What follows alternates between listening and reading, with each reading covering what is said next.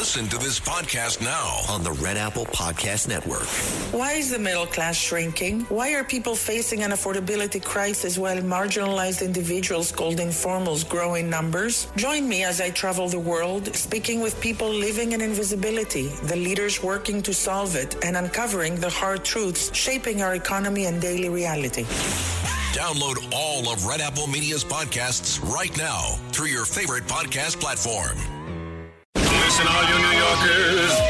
Excuse me, taxi. Okay, we're looking around. This is the 77 WABC minicast.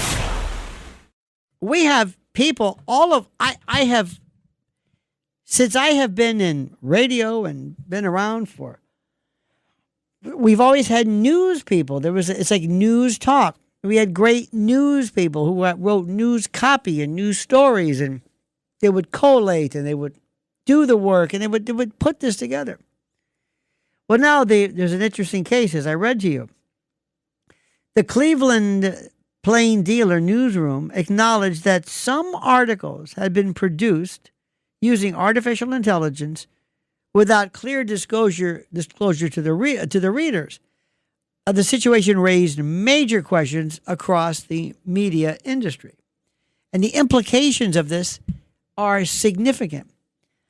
The first is this thing called credibility. Do you believe news to begin with? Credibility and trust. See, journalism depends on readers believing, at least initially, that reporters gathered facts, that they verified sources, that they applied some kind of editorial judgment.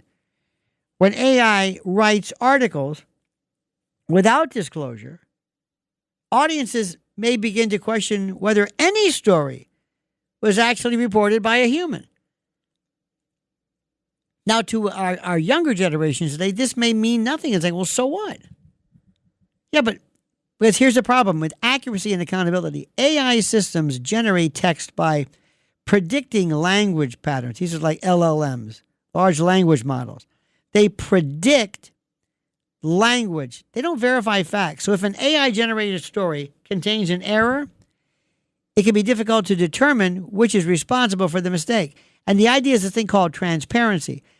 Journalism ethics groups argue that readers must be told when an AI-assisted implement is used in creating content. Without that disclosure, the practice may appear deceptive. And finally, labor and newsroom jobs. If AI can produce routine articles, such as sports recaps, financial reports, weather summaries, things that, publishers are going to reduce the number of entry-level reporters and beat reporters and stringers and that sort of thing. It's going to change everything.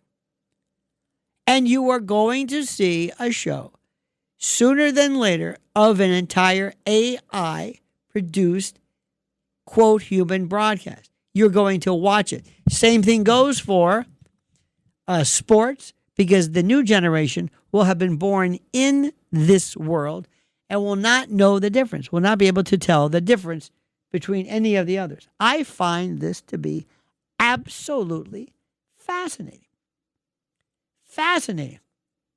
This is the most incredible thing in the world.